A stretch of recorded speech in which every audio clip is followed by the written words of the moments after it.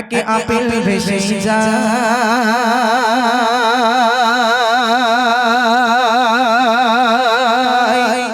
আল্লাহ রে বলে আবু সালেহ মুসা সেই আপেল খেয়ে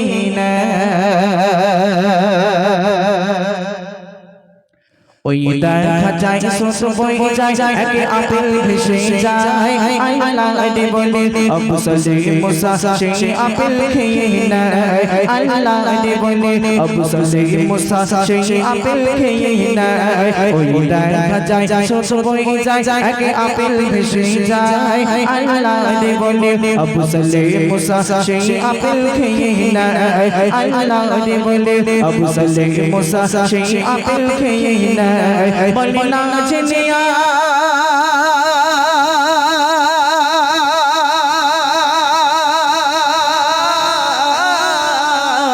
বলে না জেনে আজ ফল খেয়েছে আঙ্গারি বাগানে বলে না জেনে আজ ফল খেয়েছে আঙ্গারি বাগানে আল্লাহ নবী বলে আবু সালেহ মুসা যাই বাগানে সন্ধানে আল্লাহ নবী বলে আবু সালেহ মুসা যাই বাগানে সন্ধানে ওই দেখা যায় ছোট বই যায় একে আপেল ভেসে যায় আল্লাহ নবী বলে আবু সালেহ মুসা সেই আপেল খেয়ে নেয় আল্লাহ নবী বলে আবু সালেহ মুসা সেই আপেল খেয়ে নেয়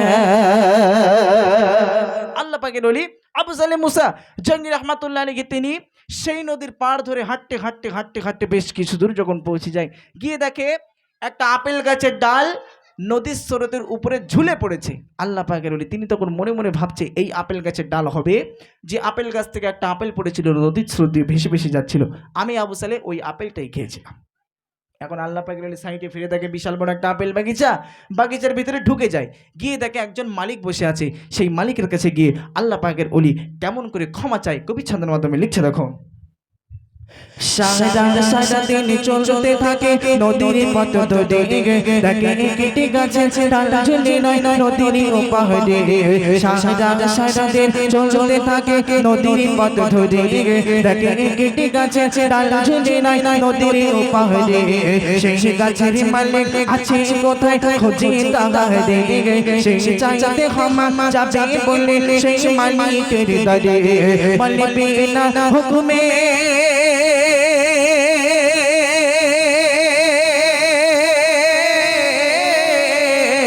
বলে বিনা হুকুমে ফল খেয়েছে আপনার বাগানে বলে বিনা হুকুমে ফল খেয়েছে আপনার বাগানে আজ 2 দিন হলো আছি খেতাই আপনার ইন্তজারে আজ 2 দিন হলো আছি খেতাই আপনার ইন্তজারে আজ দাও গো ক্ষমা করে আমার গো মালিক ভাই আজ দাও গো ক্ষমা করে আমার গো মালিক ভাই ক্ষমা না পেলে কি জবাব দেব ওই আল্লাহর দরগায় ক্ষমা না পেলে কি জবাব দেব ওই আল্লাহর দরগায় ওই দেখা যায় ছোট বই যায় একে আপেল ভেসে যায় আল্লাহ রে বলে আবু সালেহ মুসা সেই আপেল খেয়ে নেয় আল্লাহ রে বলে আবু সালেহ মুসা সেই আপেল খেয়ে নেয়। আল্লাহ পাকের ওলি আবু সালেহ মুসা জঙ্গি রহমাতুল্লাহ আলাইহি তিনি সেই মালিকের কাছে যায়, কি বলছে ভাই একটা ভুল করে ফেলেছি। এখন আপেল বাগিচার মালিক বলছে কি ভুল করেছো?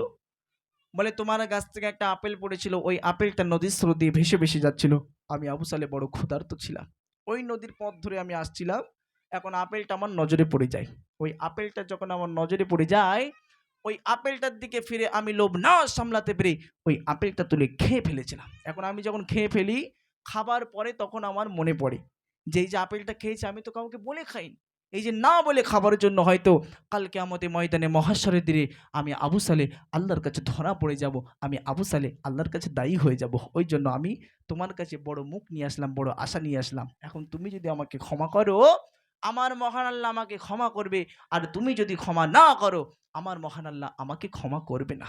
এখন তুমি কি আমাকে ক্ষমা করবে? আপেল বাগিচার মালিকের চোখ তখন কপালে উঠে গেছে, বলে কি সর্বনাশ, এত দূর থেকে ভেসে যাওয়া আপেল খেয়েছে আবার আমার কাছে ক্ষমা চাইতে আসছে, এ কি কোনো সাধারণ মানুষ নাকি আল্লাহ পাকের কোনো মাহবুব বান্দা?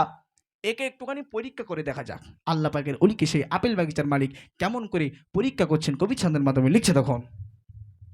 ওই বাগান মালিক ভাবে মনে নাই সাধারণ ছেলে ইনি আগে আল্লাহর বলে তাই তো ক্ষমা চাইতে এলো ফিরে।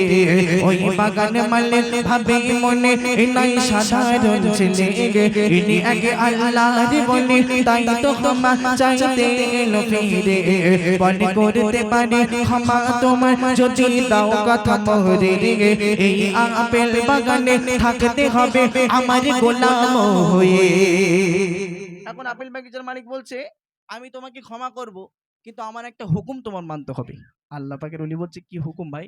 বলে এই আপেলটা খাবারের জন্য তোমার এই আপেল বাগিচায় তোমাকে গোলামি খাটতে হবে। আহারে, আল্লাহ পাকের ওলি বলছে সামান্য একটা আপেল খাবারের জন্য তোমার আপেল বাগিচায় গোলামি খাটতে হবে? বলে হ্যাঁ, আমার আপেল বাগিচায় তোমাকে গোলামি খাটতে হবে। যদি তুমি আমার আপেল বাগিচায় গোলামি খাটো, আমি আপেল বাগিচার মালিক তোমাকে ক্ষমা করে দেব। আহারে, আল্লাহ পাকের ওলি আল্লাহর কাছে হাত দোকানা তুলে আল্লাহকে ডাকতে লেগে, আল্লাহ পাক, সামান্য একটা আপেল খাবার জন্য যদি এই আপেল বাগিচায় আমাকে গোলামি খাটতে, আল্লাহ তোমাকে খুশি করার জন্য তোমার ভয়ে ভীত হয়ে এবং এই আপেল যে না বলে খেয়েছি এই ভুলের ক্ষমা পাওয়ার জন্য আমি আপেল বাগিচায় গোলামি খাটতে শুরু করলাম। তো ভাই কতদিন ধরে গোলামি খাটতে হবে? আপেল বাগিচার মালিক বলছে 1 বছর না 2 বছর না 3-3টে বছর ধরে আমার আপেল বাগিচায় তোমাকে গোলামি খাটতে হবে। যদি তুমি আমার আপেল বাগিচায় 3 বছর ধরে গোলামি খাটতে পারো, আমি আপেল বাগিচার মালিক তোমাকে ক্ষমা করে দেব। আল্লাহ পাকের ওলি রীতিমতো সেই 3 বছর ধরে ওই আপেল বাগিচায় কেমন করে গোলামি খাটে কবি ছন্দের মাধ্যমে লিখছে দেখুন। ওই বাগান মালিক ভাবে মনে নাই সাধারণ ছেলে ইনি আগে আল্লাহর বলে তাই তো ক্ষমা চাইতে এলো ফিরে। বলে করতে পারে ক্ষমা তোমার যদি দাও কথা মোহরে এই আপেল বাগানে থাকতে হবে আমার গোলাম হয়ে। তার ভুলের সাজা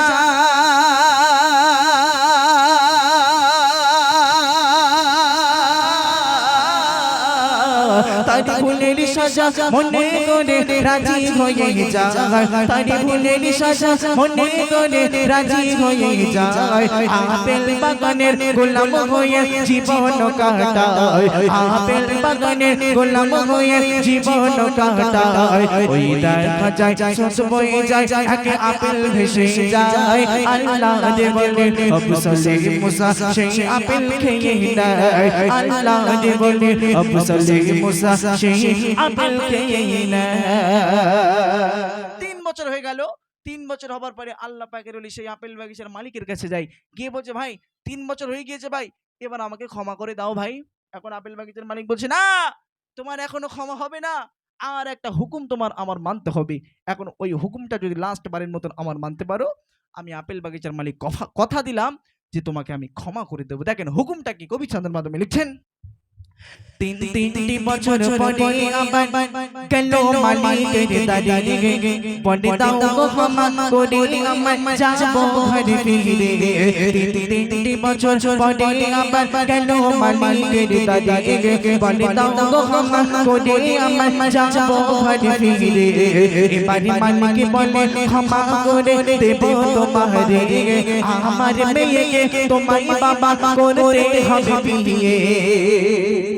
আপেল বাগিচার মালিক বলছে আমি তোমাকে ক্ষমা করব, কিন্তু আমার একটা মেয়ে আছে, ওই মেয়েকে তোমাকে বিয়ে করতে হবে। আরে, আল্লাহ পাকের ওলি আবার আল্লাহর কাছে হাত দুখানা তুলে আল্লাহকে ডাকতে লাগে, আল্লাহকে বলতে লাগে, আল্লাহ পাক, সামান্য একটা আপেল খাবার জন্য যদি এই আপেল বাগিচায় আমাকে 3 বছর ধরে গোলামি খাটতে আল্লাহ আমি খেটেছি, আমার বলছে তার মেয়েকে বিয়ে করতে হবে, এ কি সহ্য করা যায়? ঠিক আছে, তুমি যদি আমাকে ক্ষমা না করো, তোমার মেয়েকে না বিয়ে করলে ঠিক আছে, তোমার মেয়েকে আমি বিয়ে করে নেবো, আমাকে তুমি ক্ষমা করে দাও। এখন আপেল বাগিচার মালিক বলছে শুধু বিয়ে করলে হবে না, সে মেয়ে দেখতে কেমন সেটা তো শুনতে হবে। আল্লাহ পাকের ওলি জিজ্ঞাসা করছে কেমন দেখতে? আপেল বাগিচার মালিক বলছে আমার মেয়ে কানা খোড়া বোবা নুলো, সেই মেয়েকে তোমাকে বিয়ে করতে হবে। ওই মেয়েকে যদি তুমি বিয়ে করতে পারো, আমি আপেল বাগিচার মালিক তোমাকে পরিপূর্ণ ক্ষমা করে দেব। আল্লাহ পাকের ওলি রাজি হয়ে যায় সেই বিয়েতে, এবং সেই বিয়েটা কেমন করে হয় কবি ছন্দের মাধ্যমে লিখছে দেখুন। তিনটি বছর পরে আমার গেল মালিকের দাঁড়িয়ে বলে দাও গো ক্ষমা করে আমার যাব ঘরে ফিরে এবারে মালিক বলে ক্ষমা করে দেব তোমারে আমার মেয়েকে তোমায় বাবা করতে হবে বিয়ে সে মেয়ে কান্না খোড়া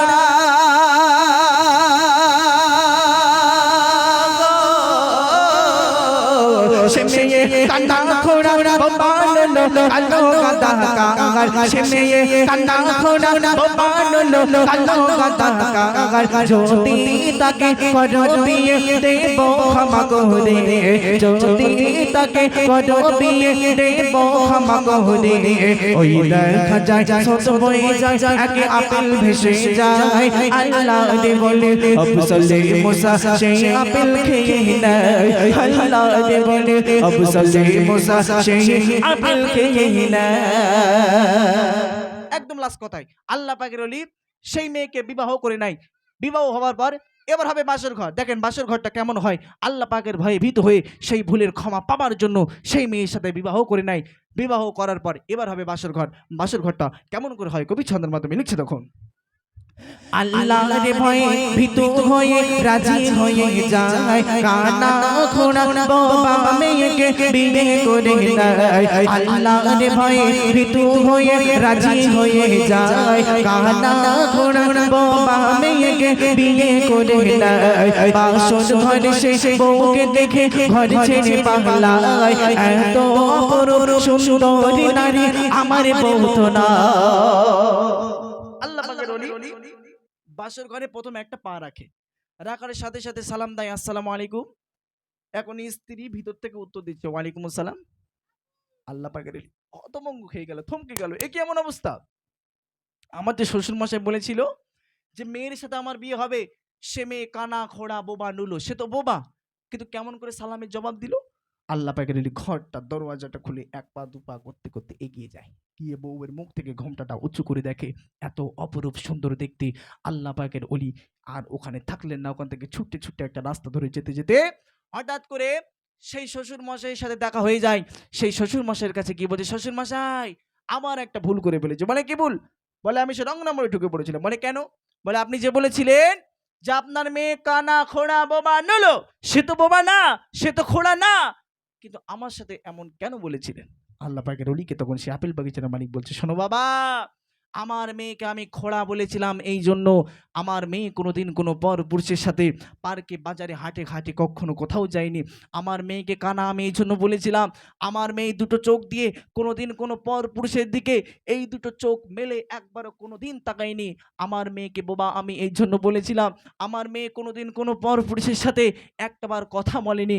আমার মেয়েকে কালো আমি এই জন্য বলেছিলাম আমার মেয়ের মাথা থেকে নিয়ে নিজের পায়ের অঙ্গ পর্যন্ত সর্ব অঙ্গটা কালো বোরকা দিয়ে ঢাকা থাকতো। ওই জন্য করে আমি বাপ হয়ে আমার মেয়েকে এই সমস্ত লকআপগুলো আমি দিয়েছিলাম, এই সমস্ত নামগুলো আমি বাপ হয়ে দিয়েছিলাম।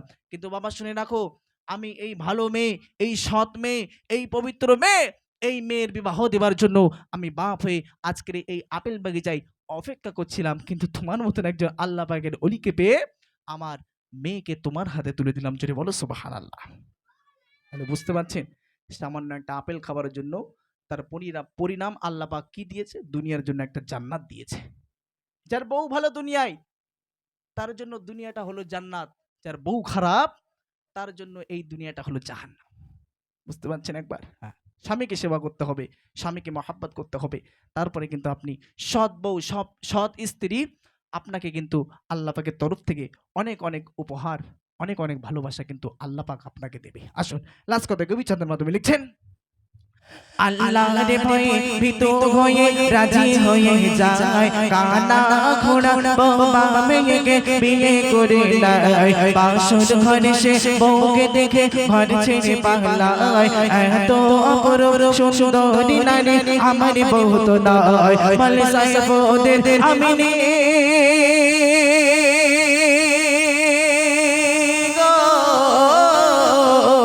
বলি সাইফুদ্দিন আমিনী ও মা জননী হও এমন রমণী তবে তোমাদের গর্বে হবে আব্দুল কাদের জিলানী তবে তোমাদের গর্বে হবে আব্দুল কাদের জিলানী ওই দেখা যায় ছোট বই যায় একে আপেল ভেসে যায় আল্লাহ রে বলে আফসলে মুসা সেই আপেল খেয়ে নেয় আল্লাহ রে বলে আফসলে মুসা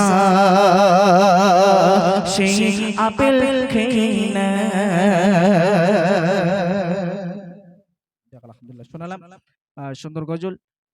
সাউন্ড কেন এটা করছো বল, আমার জীবন কলি যাবে তুমিও না যেটা আছে ওটা নাও, এত কষ্ট হচ্ছে জানো গাইতে। যাক আলহামদুলিল্লাহ শোনালাম সেই আল্লাহ পাকের অলির ঘটনা, যে অলি হতে গেলে আমাদেরকে কি করতে হবে। কচি মদিনায় যাওয়ার কার কার ইচ্ছা আছে বল দেখি। বিপ্লব মানে জীবন দেবা, বসে থাকা নয়, সে কোনোদিন আসবে না রে, করো যদি ভয়। আলহামদুলিল্লাহ রিকোয়েস্টে গেলাম। তাহলে আবু সাইদ